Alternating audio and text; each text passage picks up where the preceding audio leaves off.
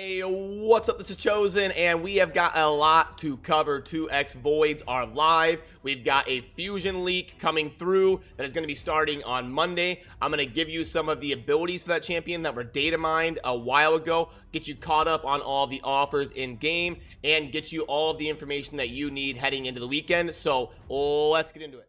Alrighty, so first of all, we can see here the portal is beaming purple, and that means that if we click on the little eye, as of this video going live, 2X Voids is online. You can see here the epics have gone up from 8 to 16, and the legendaries have gone up from 0.5 to 1. Down in the video description, I will be going live. There is a link to my stream, twitch.tv/CF_chosen. We're going to be doing a lot of summons for viewers on my main account. We're going to be pulling a lot of void shards, and it should be a good time, so I hope you stop by and say hi. But let's get into this fusion discussion and not hold off on that any longer. So like I've been telling you guys for a week or two, in the 15 months I've been playing Raid, they do a fusion about every 6 or 7 weeks. It's been about 7 weeks, so I knew there was one coming anytime now, or at least there should be based on their normal rotation. Well, just as of a few hours ago, we finally got a leak that a fusion is coming starting Monday, and we've got a few images and tweets and stuff to go over here. So let me pull that up, and boom, there is their tweet. From the lands of Tilshire she came, a runaway noble, a vagabond, a thief, with eyes of wonder and a heart yearning for high adventure, to become a warrior without equal, beneath whose axe scores of hapless foes fall like grass before a scythe. So this is going to be an image of probably representing the legendary that is going to be the fusion, and then the 4 champions underneath it are all epic champions that will be part of the fusion. Now, it looks like Necro Hunter and Yaga the Insatiable, Bushi, and then any 3 of the orcs that could be the one on the right. That's one of the rare occasions, maybe the only occasion, where there's 3 champions that are part of the same skin. Let me show you what I'm talking about here. So that champion on the right could be one of 3 champions, in my opinion. If we go under orcs, we've got Bonekeeper, looks like this, and then we've got Shaman, looks like this, and then we've got Seer, that looks like this. Now, typically for these fusions, they will have at least 1 void champion as part of the epics required to fuse the legendary, and we can see here that Necro Hunter is on the image. Let me pull it back up for you. Here we go, and boom. Okay, so we can see here on the tweet that on the bottom left, Necro Hunter is magic affinity, Yaga the Insatiable, the big skinwalker there, is force affinity, and then that is a picture of Bushi, who is spirit affinity. So we've got 1 of each of the affinities, magic, force, and spirit. And then, guys, I'm gonna guess that rounding it out is going to be Seer as the void epic required to fuse the legendary, and that will represent all 4 affinities that we will need to fuse in terms of epics that we need to get to level 50 and 5-star ascension, and then be able to fuse the legendary that we're going to get into right now. So what I'm going to be showing you now is data mined information, and it is subject to change, as is anything I'm saying in this video, honestly, because none of it is officially announced, like me saying that I think it's going to be Seer and not Bonekeeper or Shaman. It could come out and be Bonekeeper or Shaman, so I could be wrong. I'm just trying to give you guys as much information as I can as soon as possible. So there's some things that I need to speculate on, and this is going to be one of those things. I'm going to be showing some data mined images that we believe are going to be this fusion, and I'm going to talk about why I think the abilities are accurate. But first of all, let me pull up what the legendary looks like aesthetically. You can see, I apologize for the low res image. It's going to be a little bit blurry, doesn't look super great, but I'm working with you know, what I got here just to kind of show you guys. But that is kind of the aesthetic of what we believe it will look like, and it will probably be called Contra the Cyclone, and then so we got base stats. So it looks like the attack is the highest main stat, but what they are saying as part of the announcement is that it's going to be a defense champion. So this could be something that changed. They maybe decided the champion wasn't good enough as an attack champion or something and changed it to a defense champion. So even though the base attack here is very high at 1487, expect that to be swapped and have the defense probably be like 1200 or 1300 something when it goes live, because Plarium did announce as part of their teaser it is going to be a defense champion. And then let me pull up the abilities here for you. Okay, so here we go. Now remember, as part of the teaser thing, it said a thief, a warrior, and those little catchphrases, little titles on the legendary. So that matches. The reason I think this is accurate is thief falls right in line with the A1 here. Attack one enemy 2 times. Each hit has a 40% chance of stealing one random buff from the target. So that matches the thief theme that they posted as part of the image teaser. So that's why I think this data mine information is still going to be relevant. All right, so that's a pretty good A1. It's a multi-hitter, and we can book it. It looks like we can book that to a 60% chance. I think it's damage, and then buff. Yeah, so a 60% chance on an A1 multi-hitter each hit of stealing a random buff. That's a pretty solid A1. Then we've got an A2. Attack all enemies 3 times. Each hit has a 50% chance of placing one of the following debuffs for 2 turns. Block buffs, 50% decrease attack, 30% decrease speed, 25% weaken, 50% decrease accuracy, 100% heal reduction. So we're hitting 3 times, and then each hit has a 50% chance of placing one of those debuffs. So, and then we can book that. It's a 50% chance that we can go 55, 65, 75. We can pop on sniper and get up to an 80% chance on each hit on an AoE that we can book to a 3-turn cooldown. So I guess the upside is you place 3 debuffs. If you proc that 75, 80%, you're able to place 3 different debuffs if you get good RNG on an AoE, which is pretty insane, and it should be pretty reliable, especially if you get it booked with the sniper. You're gonna be placing a lot of block buffs, decrease attack, decrease speed, decrease accuracy, weaken, all very impactful buffs. 100% heal reduction is a little bit more situational, but it can still be very impactful. So with that being a 3-turn cooldown when booked, that's a pretty solid ability there on the A2. And then for the passive, we've got this champion can place debuffs on weak hits. So very interesting. I'm trying to think. I don't think we've seen that featured on any champion in the game before. So very cool to get new mechanics, new types of ways to interact with the game. So I'm excited for that. And then also increased damage inflicted by 10% for each debuff on the target. This champion has an AoE triple hitter that places a bunch of debuffs, so we're able to kind of stack and self-synergize the kit here. So just to kind of wrap up my thoughts on this champion in terms of, remember, this is all subject to change. Don't take this to the bank as a guarantee. This is all kind of leaked info. Plarium has not officially told us the abilities, so it's possible that this changes, but I expect it to be pretty close to what you're seeing here. And if it is, pretty solid champion. Not gonna be super good in the clan boss, but gonna be of the last 3 fusions, it's gonna be the best one. We had Skull Lord Vargal, Killian the Lucky, and Gerptuk Mossbeard, and then this one here, Contra the Cyclone, and this will be the best of the 4 out of the last 4 fusions.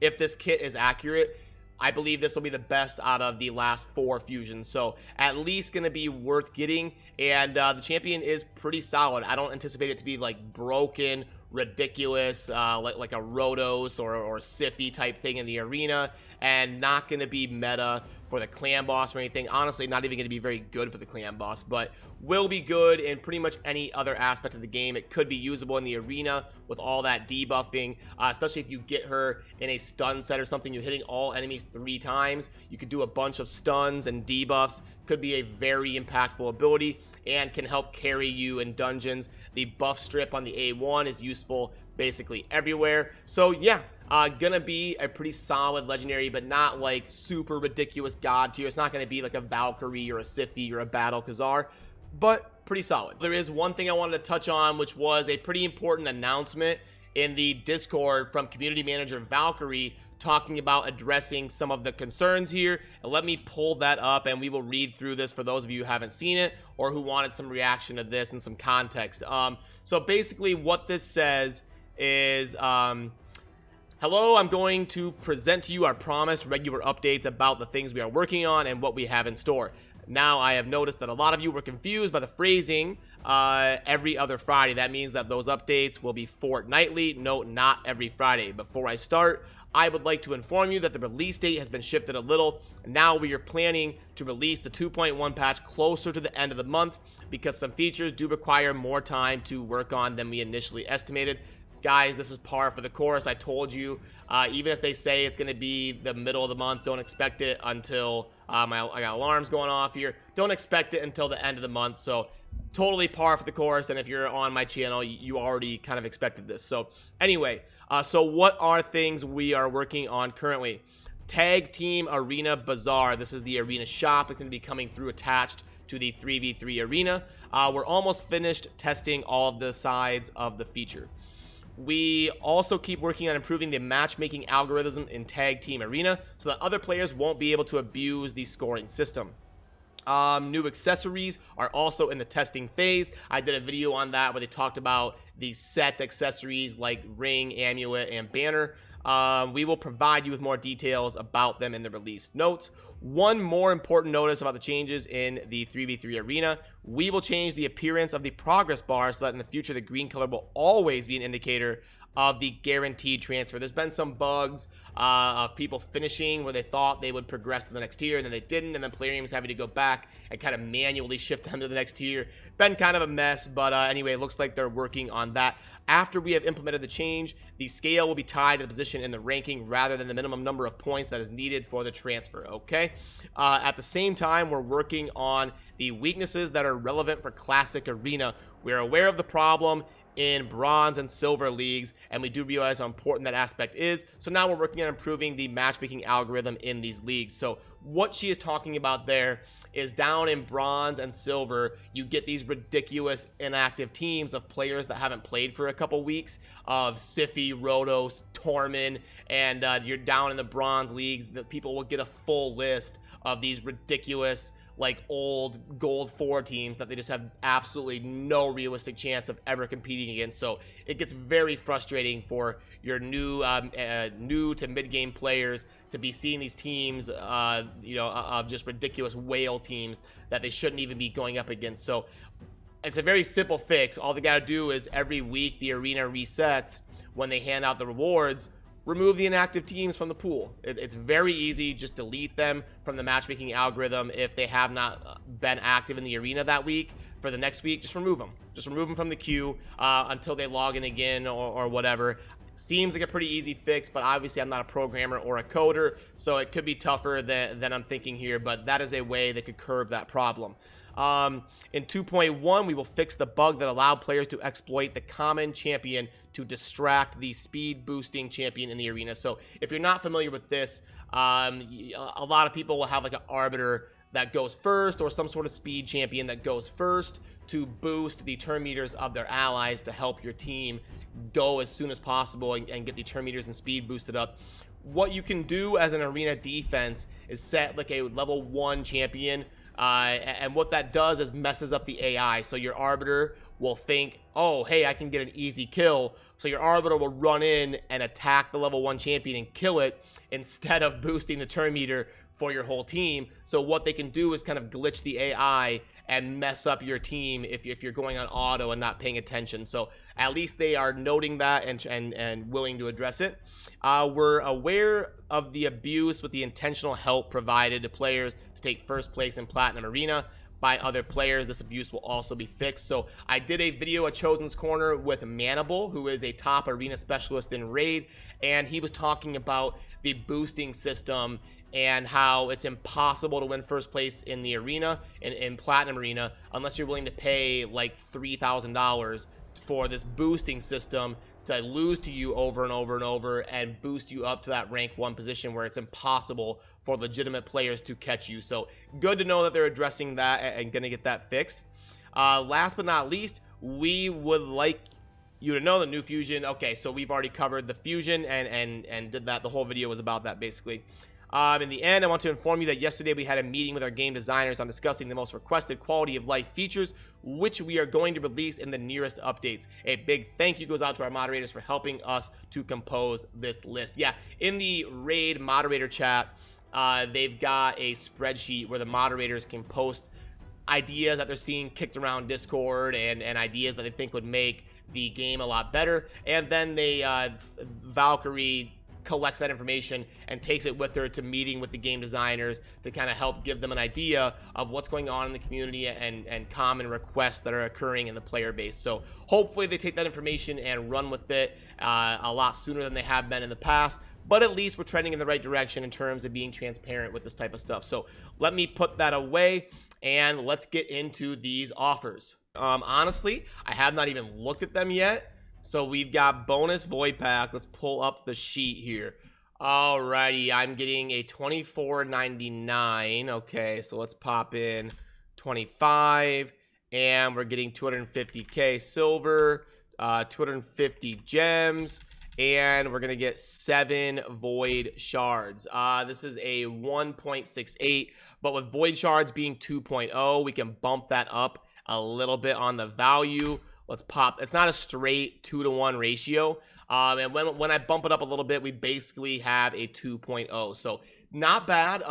Not incredible. I would have liked to see this at this price be either 10 shards or more gems, like 500 gems instead or something, just to bump it up that little bit. So not going to be amazing, but in terms of the price you get on acquiring void shards, this is about the best you're going to do. Now, it may be possible that some of you are getting different offers. Sometimes there's 3 different tiers on these offers, like a low spending tier, a mid spending tier, and a high spending tier. So there may be different versions of this, like a $10 version, a $25 version, and a $50 version.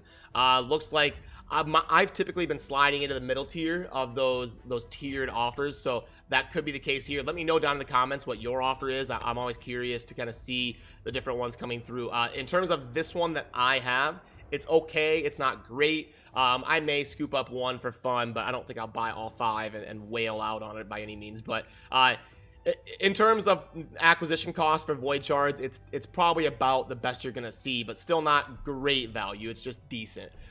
Special skill pack. Okay, so these are offers that come through a lot. For those of you that are new to my channel or curious, I will plug it in really quick here. So $100 for 325, and then 1, 2, 3, 4. Nope, I always mess that up. The more digits that are in it screw me up when I'm typing it. Okay, so then energy, no, gems, 3,000 and 7,7. Yep, these are typically targeted towards whales who need books for champions, and not going to be great value if you're diligent about your spending.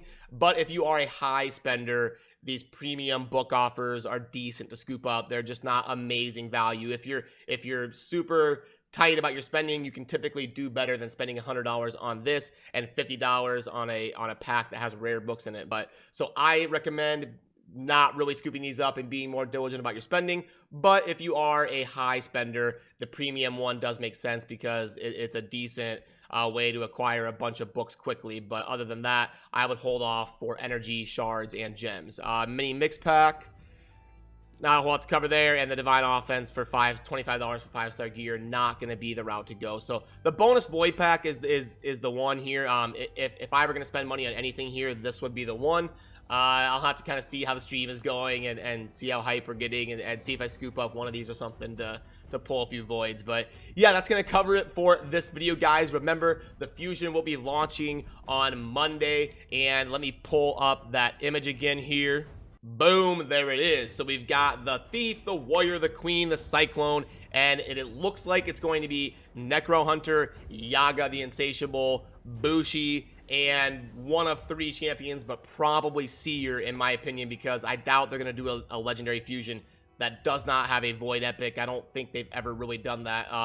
If they have, it's only been once where there wasn't a void epic in there. So it'll probably be Seer on the far right, but admittedly, I could be wrong on that. It could be Bonekeeper or Shaman. We'll have to wait and see kind of when it goes live, because they're reskins, so it's tough to say with 100% certainty. But yeah, I anticipate the legendary to be based on defense and be a pretty solid champion, kind of in the same vein as Syl of the Drakes, maybe a little bit worse than Syl. Syl has the revive and the consistent healing and stuff, so maybe slightly worse than Syl, but still pretty solid in terms of building up and getting some general utility out of everywhere but the clan boss. So yeah, I'm going to get this video out there and then jump on stream and start doing these viewer summons. Hope to see you there, and as always, let me know down in the comments what you think, if I'm right or wrong on my grading of the champion and all of that, and have a good rest of your day. Thanks for watching.